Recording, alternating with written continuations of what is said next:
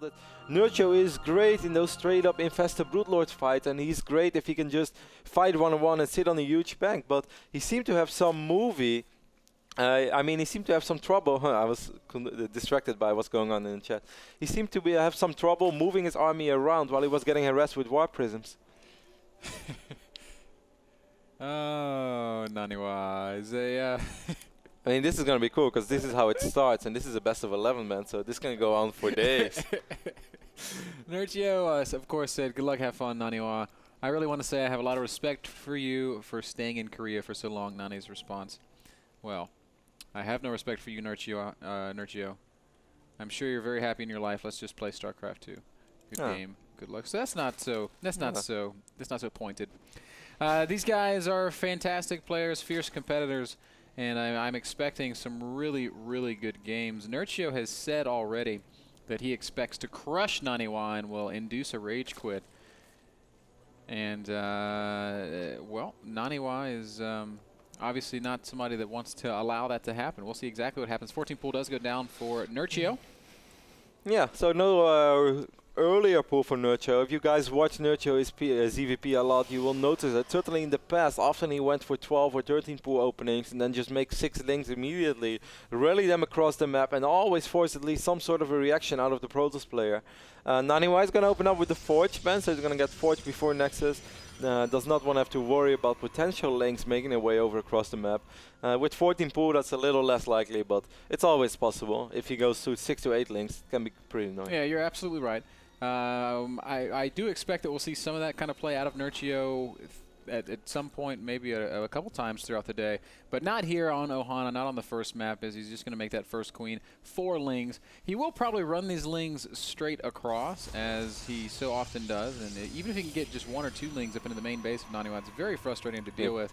Certainly, because as Protoss, you not only have to worry about it, lose a bit of mining time. There's often this moment where you already sort of want to work towards to what your follow-up plan was, but you don't want to drop a Stargate or you don't want to take additional Vespian geysers as long as those links are running around, man. That's exactly right. And you know, getting Zergling. Oh, Nerchio super fast 3 base. This is going to go down before the 4-minute mark. 4 minutes, yeah. Or well, he could have. Bah! Nah, there he goes. I was so right, man. Didn't lie. Bam. 9 AM and I still didn't lie. And Nani does a great job of scouting it right away. And is going to just head right back home with that probe. Has confirmed Nerchio's early game intentions. And will continue playing his own normal game. Now, Nani, stylistically, Kevin, what does his PvZ historically look like? And what do you think we're going to see out of him today? I mean, we all remember the Tweedy ones made by Forge Expand or Die Trying. That's how it's been for a while. And PvZ has been sort of the biggest problem for Naniwa over the course of the last few months. But every now and then he displayed some great play as well. We remember his best of 5 against Dongregu in the quarterfinals. That was so close, where he showed a couple of really interesting gate openers. And even MC made a tweet about it, like, oh, your build order is so strong. Which was kind of funny. Nice to see those two guys having some friendly banter. But Nani's been aggressive over the course of the last few months, and he's been relying on Blinkstalker / Immortal attacks. Certainly up to a phase where normally you already feel like as a Protoss, if you want to move out right now, you're going to have Colossus or you're going to have Storm, but just have only Blinkstalkers and Immortals and Sentries is a little bit weird in that phase of the game. But Naniwa has often made it work, man. Nerchio conversely plays some pretty standard Zerg styles, though he's not afraid to mix in some mutaplay from time to time. No, not at all. Thus far in this game, he is just now going to be taking his gases at about the 6-minute mark.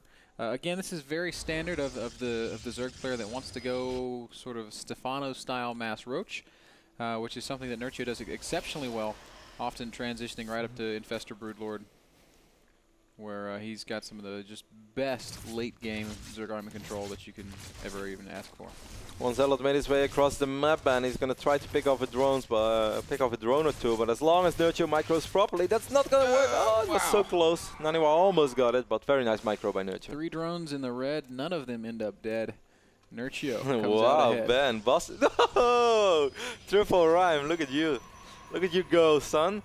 Twilight Council being walked in for Naniwa, while +1 has already been spinning for a little while, so it kind of looked like maybe some 4-gate +1 aggression, but that's not going to be the case at all now, man. Seems like Naniwa is more aiming for something +2 related. Yep, a couple more gateways going down as well, so maybe some +2 Stalker play. Of course, that's one real possibility. What are you giggling at, Can't Kev? believe you bust out that rhyme so early in the morning. Sometimes you try so hard and you fail. And now you just I only fail when I try to rhyme cities, man. I can't. My brain just. I can't put the pieces together. 12 drones morphing for Nerchio, Ben, as he's just working on his economy right now. He's going to go up to 57 drones, pretty much Uncle 10 at 64 soon. We can also see the lay attack going down Roach 1. It's over here. Being morphed in the first evolution chamber as well, so pretty standard so far.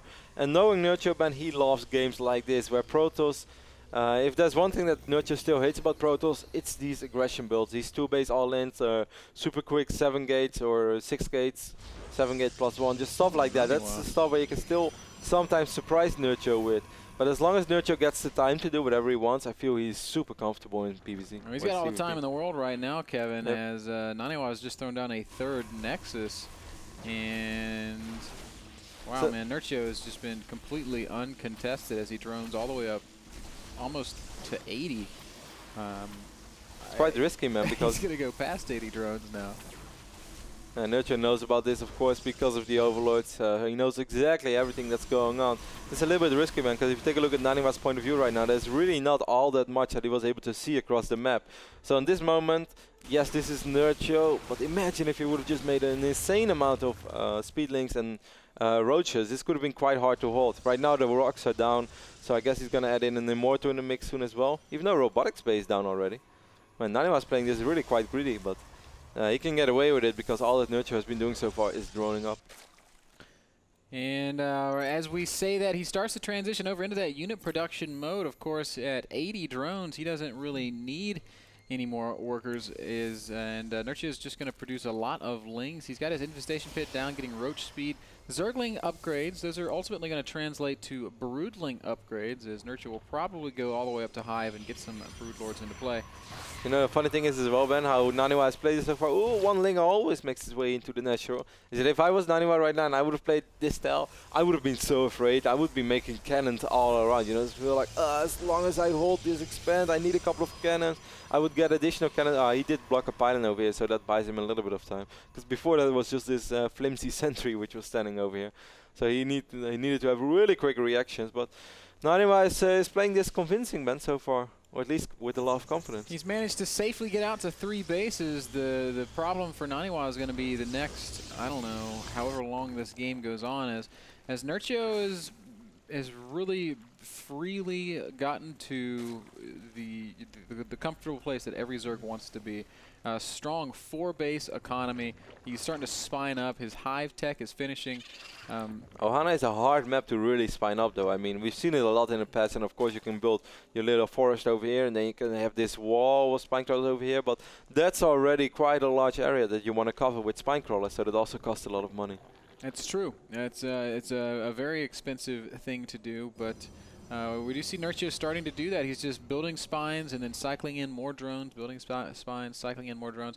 Hasn't really bothered maxing out yet. Of course, we know it's possible for Zerg players to max out as fast as like 11 minutes and about 30 seconds. But no, Nerchio, he didn't bother. I mean, he could have, of course, as you mentioned, Ben, on cheap units, but Nerchio ain't doing that. Nerchio is stacking really hard. This is a great Aspire morphing, Ben, at 12 minutes and 45 seconds. So all the pre-Hive timings that you perhaps have in your mind as a Protoss player, like if I would have gone for any sort of 3-base play, by the time I would arrive, Broodlords would be out right now. And a lot of them are morphing. Naniwa's also managed to field a pretty impressive army. He's at about 150 supply right now. Blink Stalkers and Colossi, single Immortal, and a few sentries in the mix. And by the time that he's probably going to attack, Ben, he's going to have +3. War Prism is in production now as well. He has so many gates. This is really going to be a strong attack, but I feel that what the Nerchio should do right now, Ben, is sort of make sure that you have enough Corruptors to kill the Colossus, but he also has to be careful that he doesn't overproduce Colossus, so that he still has an answer to the Blink Stalkers, because I guess the moment Naniwa is going to lose these Colossus, he's just going to reinforce with more and more Stalkers, and soon with +3 upgrades. There are 6 Corruptors out, 6 more in production. That's not enough to just instantly destroy those Colossi.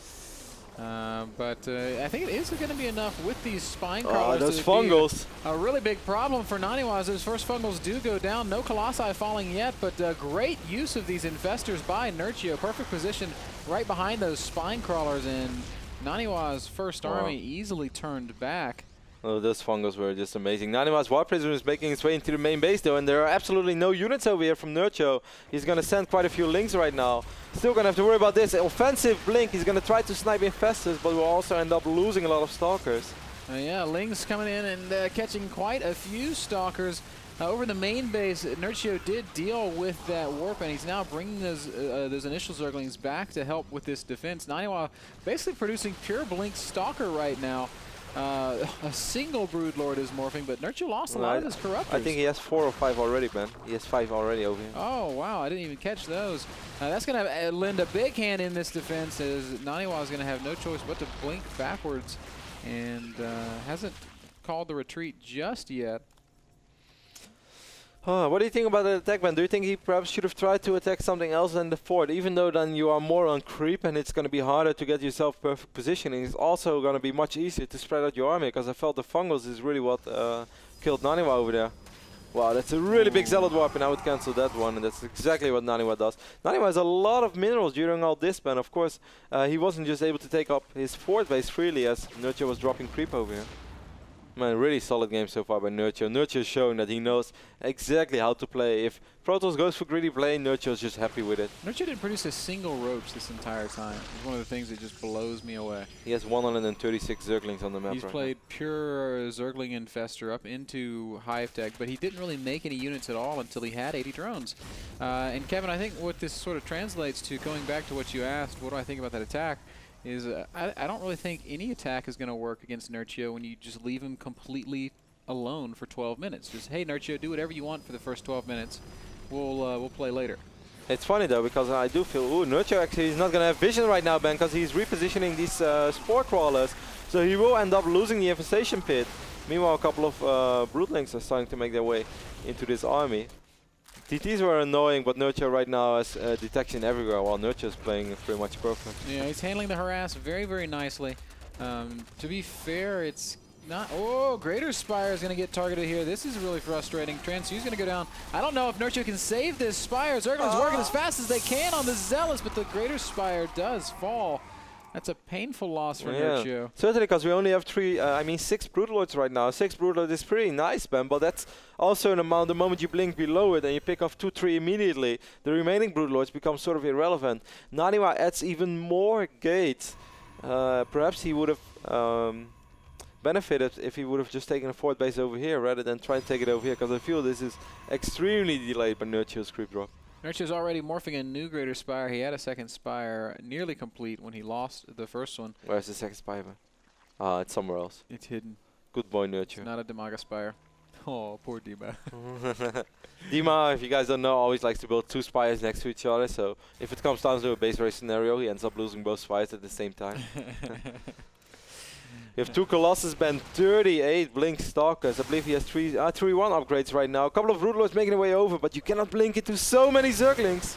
Fungal does catch a handful of Stalkers. Those Stalkers are all going to die. Those Corruptors all in a dangerous position as well. Naniwa really just doesn't seem like he's able to field the army he needs to deal with Nerchio. Mothership is popping out right now, but it's going to be a long time before it's got energy for Vortex, and in that time, I think Nerchio might be able to shut down this 4th expansion. Oh, Naniwa's going to try to blink into the Infestors and perhaps below the Broodlords. Where are those Broodlords? They're still over here in the super exposed. Really, really separated from the main army, and Naniwa's going to lose, or he's going to be able to kill every single Broodlord. Nerchio taking heavy losses there, has completely crushed Naniwa's attempt at a 4th expansion. But we'll also end up most likely at least losing these Infestors, and he's probably going to lose a lot of Links.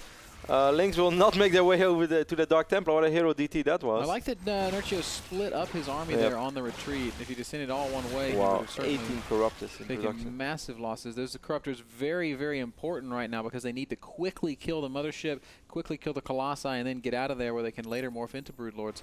If the Colossi aren't in the mix, Nani's going to have a really hard time getting through the Spine Crawlers that Nerchio has in position. Oh, another big blink right on top of some Infestors. That's another painful loss for Nerchio. Naniwa, if there's one way back into this game, it's by making plays like this. Here come the Corruptors. Huge engage from Nerchio, completely surrounding Naniwa's army. Colossi fall very quickly, but that mothership is going to stay alive, Kev. Couple of Stalkers will survive as well. Nerchio finally seriously dropping in supply, but Naniwa has lost really a lot in this engagement so far as well. Imagine if he would have feedbacked, imagine if those High Templars were quicker, Ben, and would have feedbacked those Overseers, even though just for a split second, would have already changed everything. As it stands, both players take heavy losses, but Nerchio is going to have a much easier time remaxing as he's got a bigger bank than Naniwa. And he has 5 bases. Both players have a lot of minerals, but Nerchio banking a ton of gas as well. And like you said, Kevin, does have 5 bases to the 3 bases of Naniwa. Naniwa has not managed to successfully secure a 4th base. No, he didn't. Against 136 links, Ben. Changeling party going on down there. Yeah, it's kind of amazed by this. I was like, I wonder, guys. What's start up? Playing beach volleyball soon. They just grab up one of the other changelings. Sorry, man, you're human meat today. Start throwing him around. It's like, 79 links remaining for Nerchio. 5 Broodlords and 7 Corruptors, and more Broodlords are morphing. Look at it. This one DT is not here anymore. Oh, I really feel bad. If Naniwa would have had 2 or 3 High Templars arriving a little bit earlier, he would have been able to feedback those Overseers. It would have been sick. I was kind of surprised he never tried to deny the vision of Nerchio. I guess he was afraid more Overseers were near and he didn't want to waste the DPS. Yeah, of course, there's always so much going on in those big engagements. It's sometimes difficult to really prioritize your actions. Hey, what is the most important thing for me to do here? And I mean, if you're busy on sniping 2 or 3 Overseers and by the time they're finally down, you see 4 more floating in, you pretty much lost the battle. So I can understand that Naniwa didn't go for it. But yeah, that's why I said if you have the High Templars there, it's a lot easier because it's not a big commitment, dropping feedback twice. The Zealous going to do some big damage to this expansion. Might even kill it. That's the benefit of those fantastic upgrades. As that hatchery does end up going down along with a couple of drones. It's very nice because that's going to slow Nerchio's economy down by quite a bit. Nerchio does have a terrifying army once more, but there's still a mothership as well. We have 6 Corruptors, so that's also not an amount where you can really snipe the mothership. And now this is the first Infestors. No, oh, Nerchio's only going to be up to 5-6 Infestors as well. I mean, Nerchio's still in a great position, man, but it's definitely possible for Naniwa. If he has another bad fight, then Naniwa is going to be in a pretty nice spot. Nerchio, however, is very slowly pushing forward with his Spine Crawlers, with the Broodlord Infestor. Yes, 14 Broodlord, that's a lot. They were very clumped up for a moment. Of course, Naniwa couldn't see that. Now Nerchio is going to spread them out as well as he possibly can. I think Naniwa can lose his base, but it's also going to be... Oh, well, he's just going to drop the first Vortex. And that's kind of a whiff. He catches a couple of Broodlords, but that's really about it. There's Nerchio still with a ton of units, and Naniwa's going to blink up into these spines. That's a very dangerous maneuver. Some fungal being cast as well, and a lot of... wow, look at all the lings popping out of that Vortex, and they're just going to immediately surround what remains. Well played, GG. Is called by Naniwa, and game number 1 goes to Nerchio. An exciting 25-minute macro game, but Nerchio really seemed to have Nani's number the whole way.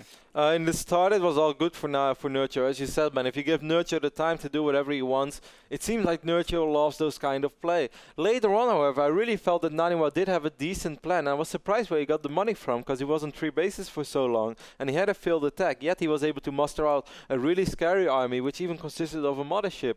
And after sniping those Broodlords, for a split second you thought, well, Nani, if you do that one more time, yeah, perhaps that final fight where he intercepted the retreating Infestors, that just didn't really go the way it could have gone. But it was a close call. It was pretty close on time to time. Very close at points, but on the whole, Nerchio takes game number 1. This is a best of 11. First to 6 wins $500. This is HomeCraft. Produced by Take TV, brought to you guys by the North American Star League. We're going to take a very short break. We'll be back with game 2 after this.